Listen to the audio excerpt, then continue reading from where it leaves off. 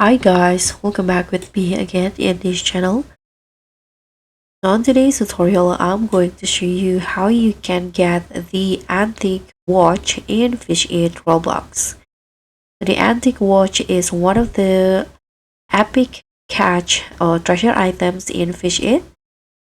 And in here, I'm going to show you the exact location and also the bait and rod that I used to get this epic tire catch.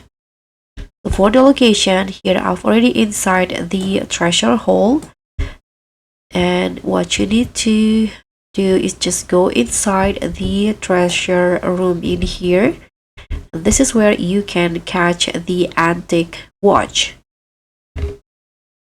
and the antique watch can be caught in any time and any weather.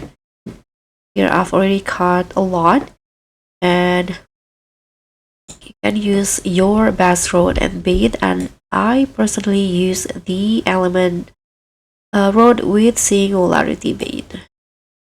So that's all for me. Thank you so much for watching. Don't forget to like, comment, and subscribe. Also click on the thanks.